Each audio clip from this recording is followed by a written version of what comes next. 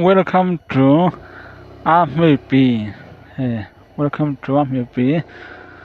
Army có chung mình bùi rong rong té video tìm hiểu anh về chuan chỉ bài viết của là chuan video rồi anh sắp tu sim sim bỏ chỉ bài viết của là Army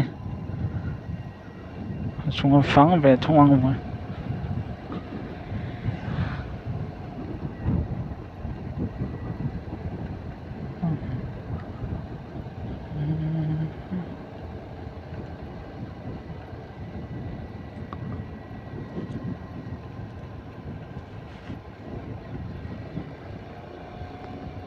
mà bạn rất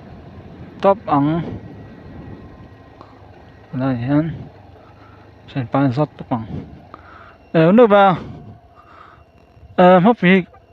ai đâu đọc sản rồi số thảo xong mà on nào hết vào khang làm à tức là học về là bắt được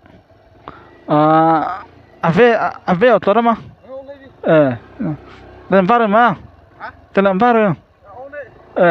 xin lỗi mà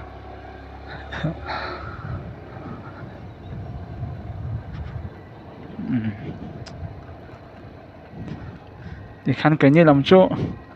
chuyển ba khăn thì về ngay luôn á uống nào ba thì cái cổ về gấp mấy chuyện nữa thì khăn trong ngay thì mấy thế giống liền trong này khăn lại cho giống liền trong mang đâu á đi sống thum bờ ven đi chỗ cố cho ăn liền lém đâu mà chỗ khi làm bằng rồi chỗ nhổm lém bây giờ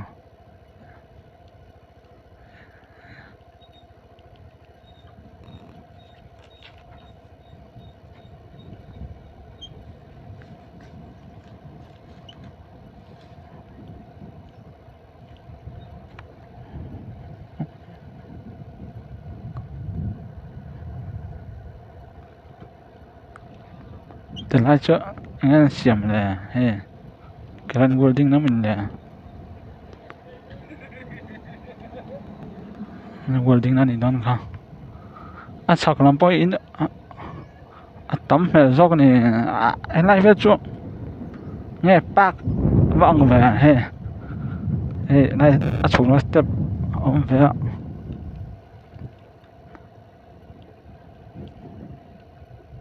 lại tiếng này phốt tầng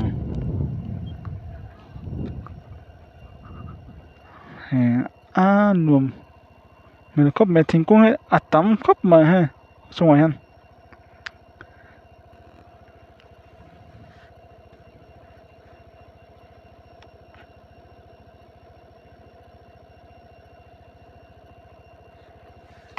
มันดูตอกรีพอร์ตไหมอ่ะคุณไล่เส้นคนสุกังเฮ้ยอุ้ยไม่ไล่เส้นเลยหล่อล่อง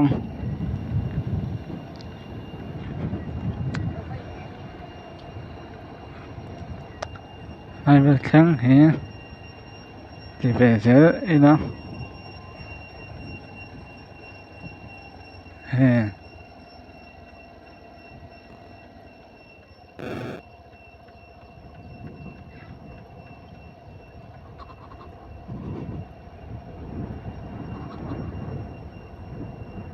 hắn làm hôi chỗ thì phiếu chí hút bọn ông tỏ rau